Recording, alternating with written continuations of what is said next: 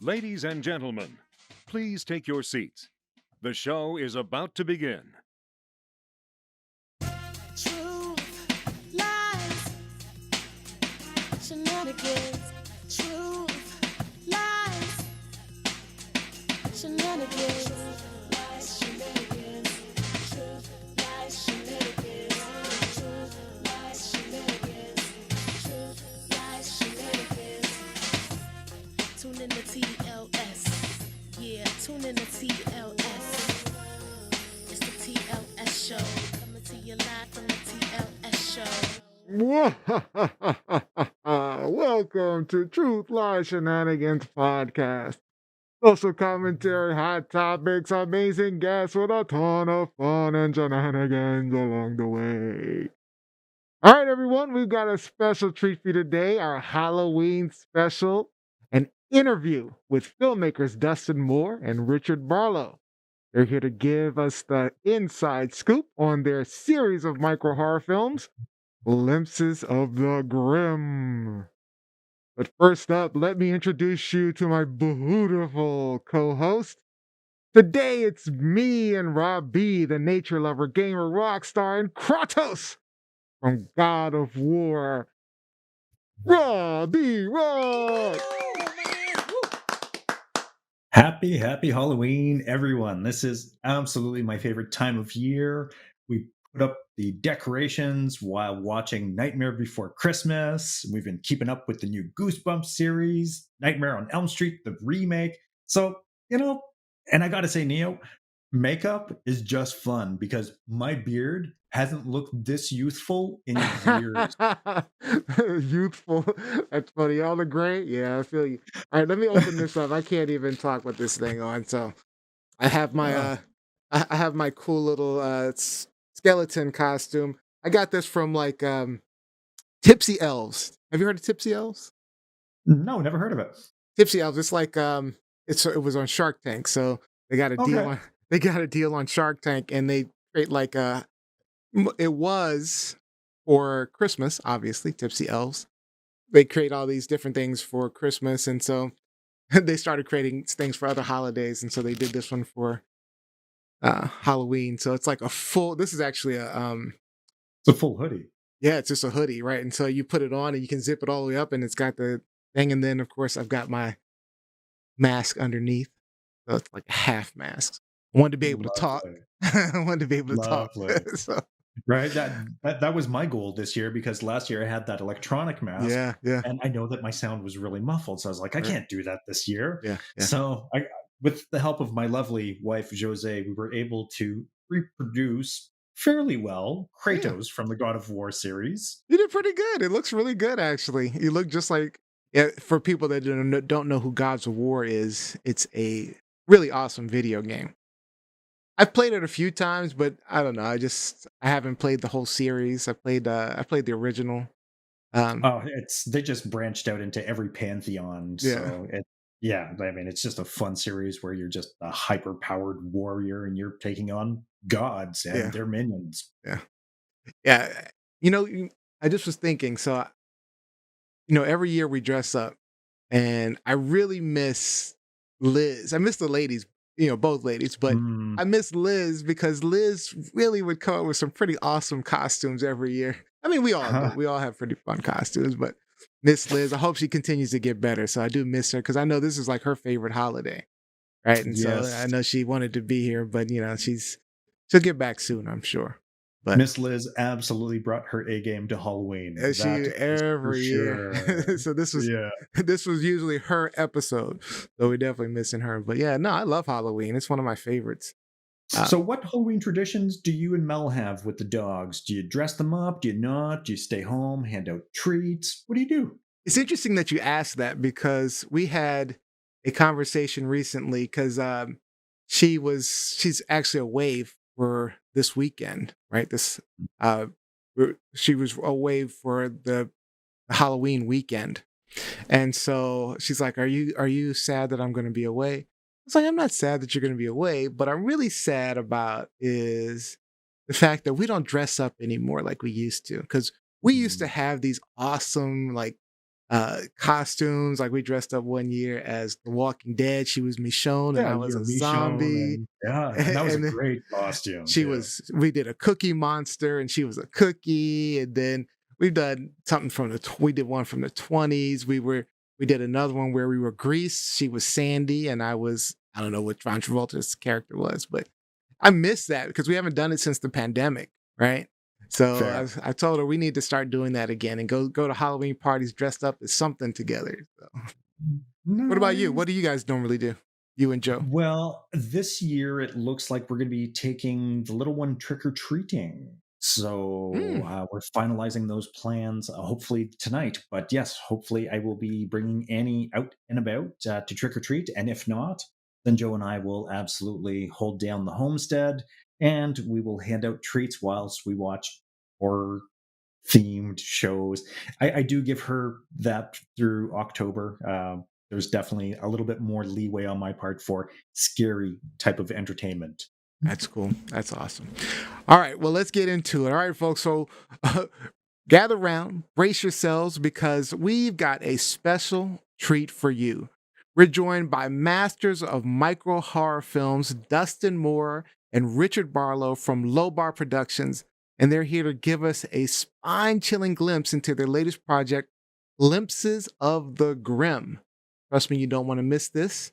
So dim the lights, grab your popcorn. Let's dive into the macabre, shall we? Let's do it.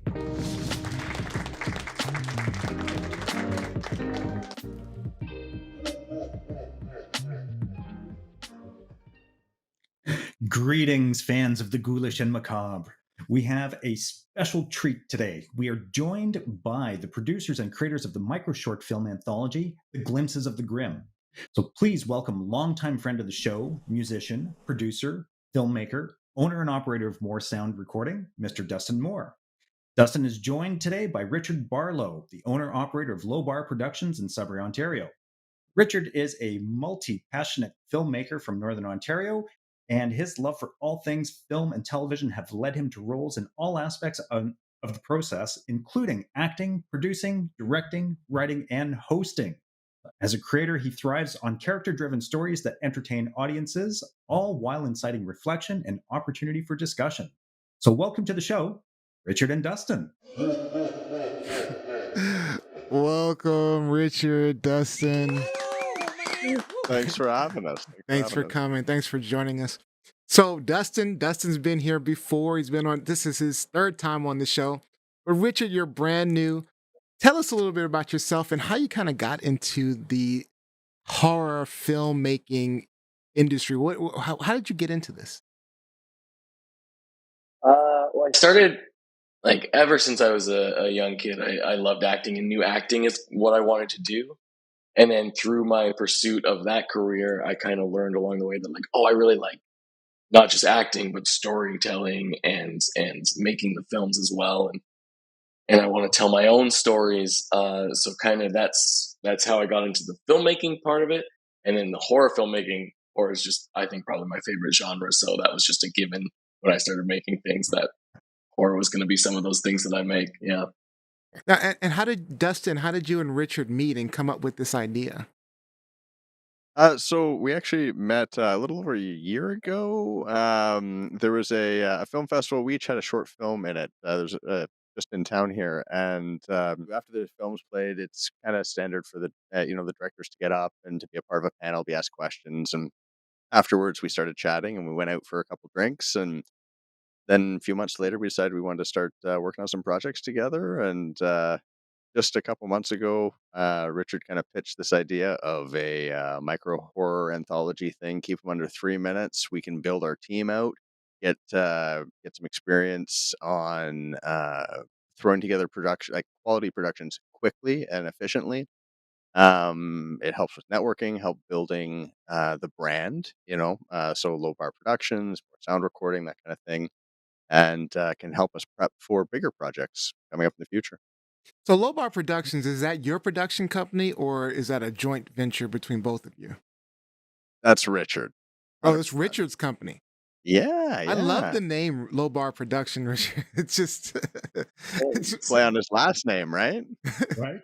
Yeah. So that's how it started. I was like, I'm just gonna take my last name and flip the because Barlow, so I'm gonna be Low Bar. And then the more I thought about it, the more I was like, actually, I really like just Low Bar Productions. And I was like, either we're gonna make good things, Mm-hmm. and it's gonna be kind of an ironic name that we're setting the bar low, Mm-hmm. or, or the things aren't gonna be that great, and then it's just an honest name. I was like, either way, it works. No That's matter what the trajectory of my company is, a great it'll idea. work. A great idea. So, So Dustin said, gentlemen, "Good." I want to ask, what inspired the concept for Glimpses of the Grim? I'm Yeah, gonna because defer to Mm. Richard. yeah, so Dustin said that Richard kind of came up with the idea. So where did it come from, Richard? It to be honest, it came from wanting some content for Halloween. Um, and I've always loved horror. I've always loved writing it, watching it, making it. Um, and I love horror anthologies of like how can we tell stories quickly and get multiple different stories in one kind of film. Um, and I knew I wanted to do something, but I was like a full short, which would be like about 15-ish minutes. We're not going to be able to produce that in time, even though we were able to produce a bunch of micro shorts that equal, I think, about 15 minutes. Yeah. They were kind of more accessible to us, and it kind of came from we had kind of just a hangout a little while back, just saying like we just want to shoot things, we just want to practice, even if we don't release them. We just want to kind of work on our craft and kind of develop our skills together.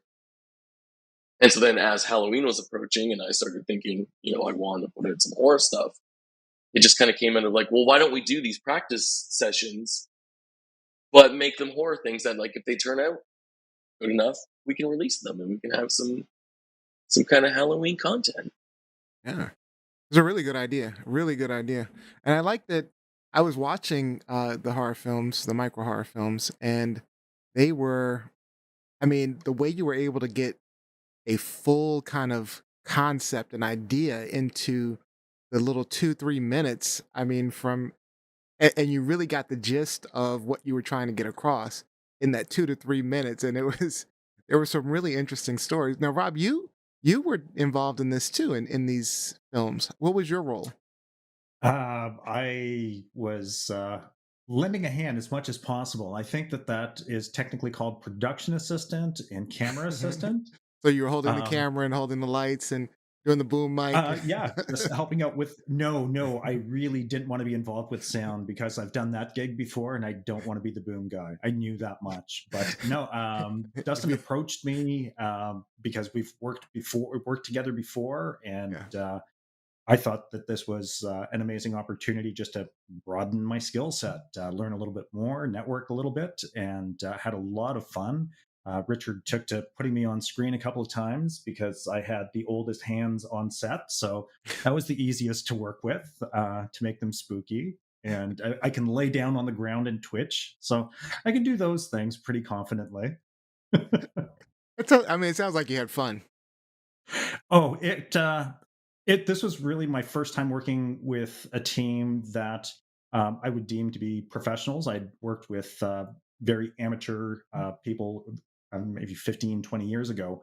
But the level of professionalism that was brought to this production was really appreciated. And to see it as a final product, as something that is very professional looking, is amazing. And just to be part of that is really wonderful. So I thank Richard and Dustin again for giving me the opportunity because it was a blast and had a great crew. Nice. Now, later in the show, we're going to be doing some storytelling ourselves. And I'm curious, some of them are going to be real stories, some of them are going to be made up stories, but I'm curious, did any real life or scarier than fiction stories or urban legends kind of make their way into your films? I think the closest thing to not real, obviously, if you see the film, you're like, that didn't happen. But the closest, the one that like I wrote out of like this is something that happens to me ish and scares me, is monitor. I wrote that because like whenever I check a monitor when my son's sleeping in the other room, it just like, to me, I found it inherently creepy. Like every time I'd look at that monitor, I'm like, I am so terrified I'm going to see something I don't want to see in that room. Like I'm going to see somebody who shouldn't be in there, or I'm going to like, there's going to be something when I look in this monitor. And I think it's like, it's part of like the night vision that comes with the monitors and stuff. It looks really creepy. Yeah. And so that's kind of how I wrote that one, and the most kind of, So that's a baby I guess, monitor real we're life talking about, right? fear. Yeah, baby monitor. Yeah, sorry. And it's just whenever my son was sleeping and I'd look in that monitor, I would freak myself out in my mind of like what I might see, and that kind of became the script. And originally that one was actually a full, I think about 6 to 7 minute script that I had that I chopped down to be a micro short. Did you write them all? I did, yes. Oh, nice. Yeah, I just after we kind of talked about it, and I was like, "Is this something you guys would be into?" And they said yes. That night, my brain was just like, it exploded with like, what stories can we tell? What micro shorts do I have? I think originally we had 7, but we ended up cutting one because I think we didn't have the time, and it's Writing 6 was scripts a is nicer not number. easy. Writing scripts is not easy, so that's quite a bit of a talent. I've tried to convert a story in my head to a script, and it was not easy to do, to kind of get the whole like, you can put a lot of information into words, so you can describe a lot of things with words. But when you try to then say, okay, how do I convert this to visuals, or how do I convert this into a story that someone can? That's not easy to do. So is that just from your theater background, or is that from your acting background? Where did that like ability come from in your writing? Yeah, I guess being an actor, I've just always been around scripts and see how they kind of come to be. I've taken a lot of writing classes in my, like, it was always kind of, while I'm taking acting classes, or writing classes offered at the school, I'll take that as well. Originally, because I was just like, I think if I understand where it's coming from a writing perspective, that can help me in my acting to like know what the writer was going through when making this. I can kind of use that to put into my acting of the script. And then along the way, I just kind of started loving writing, and I've always kind of written my own stories and stuff. So yeah, and I think like it is hard, like you said, to translate something into a script. The advantage with these being 2 minutes to 3 minutes is there was really only one main concept of each that I needed to put. Like if these were full length things, it would have been a lot harder to write. But I was like, this is kind of the creepiness. This is the jump scare. And that's all we really need for these. That's interesting though, because when I was watching them, I'm like, man, that would be so hard. I felt it would be harder for me to do, to try to get a concept, a full like movie concept or full film concept into that 2 minutes. I thought that would be harder for me, but it's interesting to hear you say that was going to be easier because you could just focus on like just the key elements. And there's a lot of I think ingenuity that comes sorry, in the execution. Yeah, there's a lot of ingenuity that comes about in the execution where Richard doesn't have a huge ego, which makes him so easy to work with, because he would have something envisioned, but he would be open to anybody's feedback on, or he would just say, this isn't working, or someone say, hey, what about this? And you'd see a light bulb go on and say, okay, I've got it. Now let me finesse it and get the final product out of it. And just some of the locations that we were using were dynamic. These were not static closed sets. So we had to be ingenious a couple of times. And I think that's what made the process really enjoyable for the entire crew, was that Richard, as the creator, was open to other ideas, and Dustin, as the cinematographer, definitely had a lot of input there because he was trying to make the shots work in the conditions that we were working in. And Dustin, you were were you the director, or who was the director?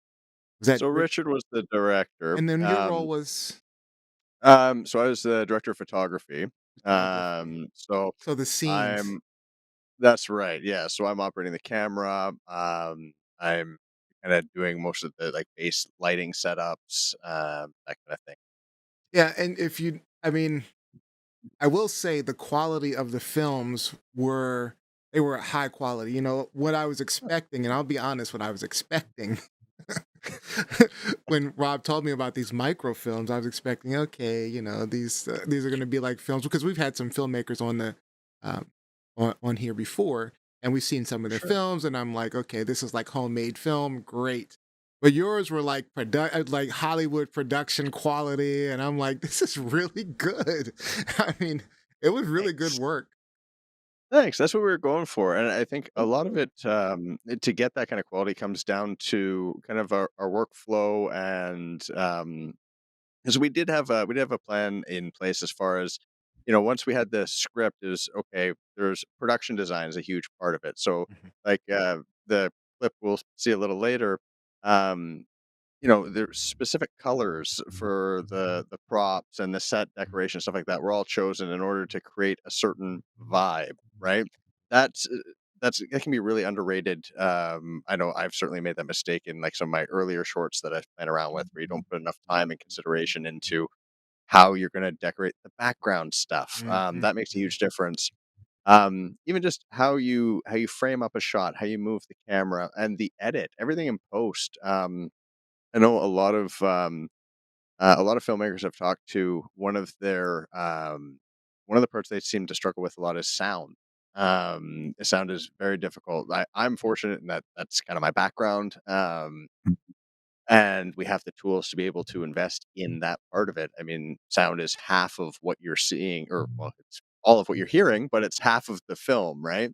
Right. Um, so I've seen a lot of short films too, and some look gorgeous, but the sound is it's okay. Mhm. Um, Mhm. and that can really affect how immersed you are in the story. So that was one thing we said is we wanted to be able to do these things quickly and efficiently, but we also wanted to try Good and quality.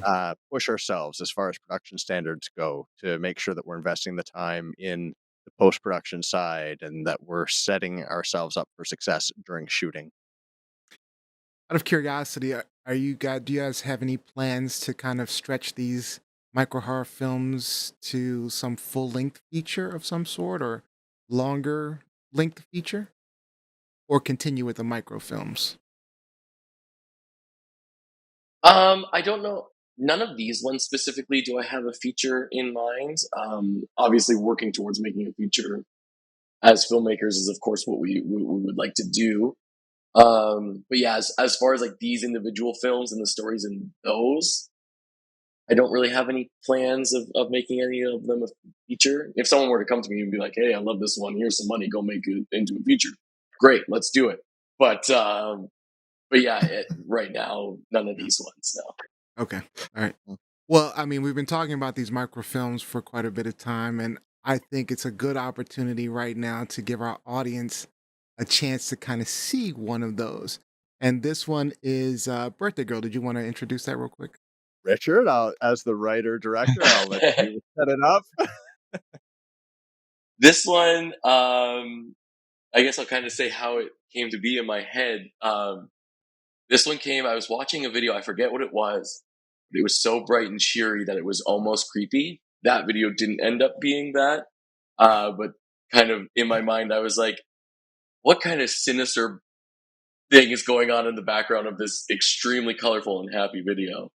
And that kind of led me to be like, all right, I'm going to make that. I'm going to try to take this happy story and twist it into something dark. Okay. Yeah, it All right. started out. And here's Birthday Girl.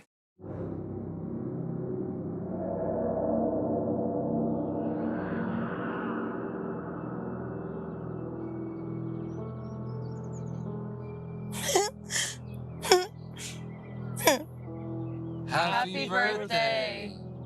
Oh, you shouldn't have.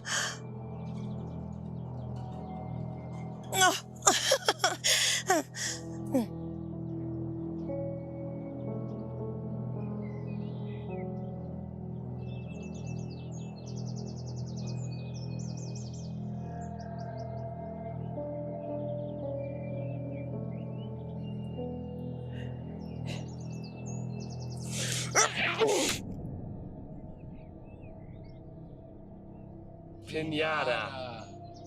Oh, how fun!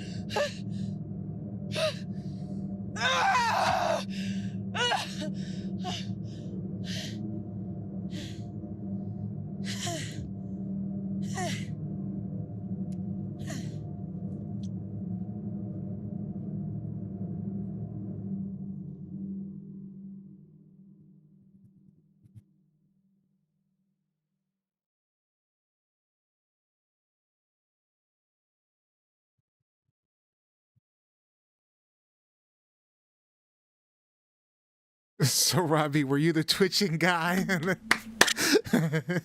The dead dude.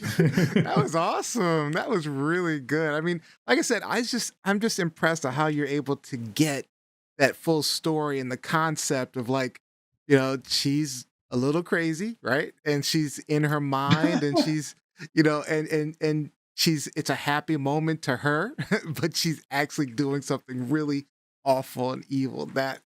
That was really well done, I must say. Really well Thank done. you so much. Really well.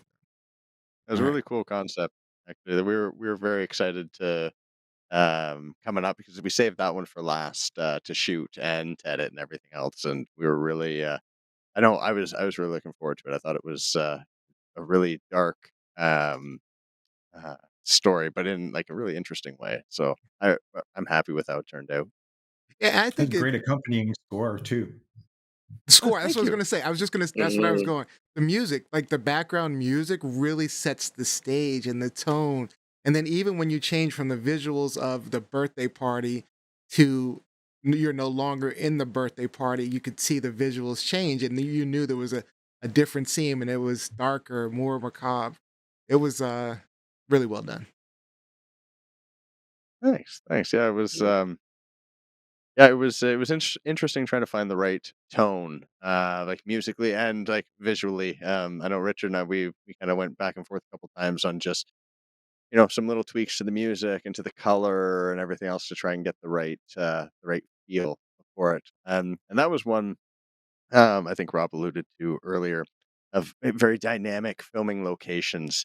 That was that one took a lot longer to shoot than we could have got it done in if it weren't for the weather. Like the entire time, we had to break what a couple times because of just massive Our shelter downpour. blew away. Whole shelter Uh, just took off like a kite, and yeah, I guess it kind of worked out because the scene was so dark at the end. So it was kind that job we ended up having to anchor this little 10 by 10 pop up gazebo thing because the camera equipment doesn't like rain. of. So and it was kind of raining a little bit, and so we had to anchor it down because it kept blowing away because the wind picked up, and I was just standing under there with the camera from a distance, and yeah, we had Twitchy Rob on the ground and our Twitchy Rob. our lead our lead actor there swinging away with the log, and yeah, it worked out. So, So so just out of curiosity, and this is just a separate curiosity question. Who are your favorite like authors, horror writers, horror filmmakers? Just curious. Start with Richard. Um, I'm a big Wes Craven fan. When it comes to horror, I mean, my favorite horror series is Scream. Mm. Um, Really, and Scream? he does a lot of. I love Scream so Okay. much. Yeah, and I think especially with Scream and when he did like New Nightmare, Yeah, that was my a favorite. lot actually. of a lot of my style of like I love horror that the characters are aware that horror movies exist, Mm. and it makes it almost more realistic to me because like if we were going through something, we'd be like, this is the part if we were in a horror film where this would happen. Yeah. So I think it just kind of makes it more real in a way of the characters being like, guys, we're in a horror movie. Yeah. And so I love that style. So I think he really broke a lot of ground, especially with Scream. Like New Nightmare kind of was meta in its own way, but then Scream kind of like rewrote the genre a little bit. Yeah, So I love him. I'm a huge Nightmare on Elm Street fan. But Dustin, what about you? I don't have like particular like writers or directors or anything when it comes to horror, but there are definitely some movies that I gravitate towards. Like one of my favorite horror movies of all time is Rosemary's Baby. That's a good one. And absolutely brilliant Creepy. on a number of levels, and that's the type of horror I like a lot more. Is the psychological, more thriller-esque I'm kind with of you on that. stuff. Mm-hmm. So yeah, I really love that. Things like Jacob's Ladder. Some Great movie. yeah, and it another one of my favorites. And then more modern stuff like I like more creative approaches, like talking about like what Richard was saying, like with the meta stuff. I really liked Cabin in the Woods. I thought that was a really cool original take Those are good. on horror. And one of the better new ones I thought from a concept standpoint was It Follows. I was really surprised by that one. It's an A24 production, but it was really they made a lot of really unique and interesting choices in that film that just made it, to me anyway, stand out from a lot of the other stuff that's been coming out lately. It So, followed. yeah. That was that like a vampire movie or something like that? No, it was like I there recall was it. this. Yeah, it was like there's this like I don't know stalker entity thing that gets like passed from person to person through No, sex, yes. basically, right? Yes. Now I recall. Uh, yeah, and then your only options are to pass it on to somebody else or let it kill you, and then it goes after the person who gave it to you. So there's just this like impending doom, no way out, and it just kept the tension ratcheted really high. Wow, that's crazy. Rob, Yeah, it was cool. your favorites? That horror is really not my jam. But I love zombie movies. So I mean, I love that, just the speed, the gore. I like that feeling of inevitable doom. I like some of the slower zombie stuff where there's actual character development. So if it's broken out into a series, so there's so many aspects of that genre that just keep me ratcheted, and I keep eating up zombie movies and zombie shows. Nom, nom, nom, nom. Yeah, I'm like Dustin. I like the ones, the psychological thrillers and things like that. Things that make you think. Like, of course, Nightmare on Elm Street. That was crazy to me about being in your dreams. And then I love Jacob's Ladder. That's a really underrated. I don't think a lot of people have really seen Jacob's Ladder, but that's And they great movie. should. They really should. The show. And then Flatliners. I like movies like that. Those Oh are some of my favorite. Yeah, those are some of my favorite movies. But I love those movies. All right, well, we are out of time, but I just wanted to give you guys a last chance to say anything you'd like to say. Tell us more about your production company. Tell us more about Lobar Productions, and just any last words you'd like to share. How can people And find more you, etc. importantly, where we can find these films. Yep. Hmm. Let's start with Richard. Richard? Yeah, so you can find the films on YouTube, Lobar Productions on YouTube. If you follow us on Instagram, Lobar Film Productions, you can link in the bio, so you can be taken right there. And yeah, Lobar Productions. I'm just gonna keep making things. One of my goals here in Sudbury, how I was saying earlier that starting off in acting, I went to theater because it's more accessible. One of my goals is to make film just as accessible as any of the other arts in our community. Love it. I want people who want to get into film to have a place where they can come and make a film and work with us and have that chance to kind of dip their toes before going to film school or before being able to get into the bigger productions. So I'm gonna keep making films and hopefully trying to help other people make their films as well. I love that. I love that. And Dustin? Yeah, so we have some stuff kind of planned in the future coming up project wise. We've got a little kind of short film music video-y kind of thing coming up soon. We'll have more details in the future. Nice. And then we also have a short film that I've written the script for that we're planning on shooting next year.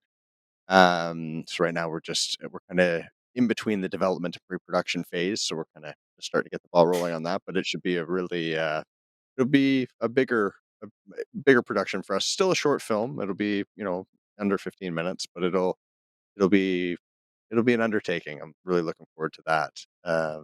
Yeah. Really, really great script. Oh, wow. Thank you. I can't wait. I can't wait to see more. So, well, again, thank you both for joining us. We appreciate having you, and we'll try Thank to get you you so much back for soon. having us. Yeah, we'll try to get you back soon as well. And Dustin, this is your third time on the show. We love having you. So I think it's I I love think it's the being here. voice. I think it's the voice. I'll take it. I'll take it. All right, guys. Thank you so much for joining us. Thanks, Neil. Thanks, Rob. Thanks, guys. That was an amazing interview with Dustin and Richard. Now, you've really got to check out their short films, Glimpses of the Grim, their micro horror films. Truly a unique and chilling idea. But like they said, you can search YouTube for Glimpses of the Grim or follow them on Instagram at Low Bar Film Productions. I'd like to thank you all for joining our haunting Halloween episode. We hope you learned something, gained a new perspective, or simply had some good scares with us. Don't forget, we're taking our little break, but don't worry, we will be returning in early January for an all-new Season 5 of the Truth Lies Shenanigans Podcast. So enjoy your holidays, and always remember, in the shadows lurk truths too terrifying to tell, lies too deceitful to trust, and shenanigans that'll haunt you forever. Have a good one, everyone.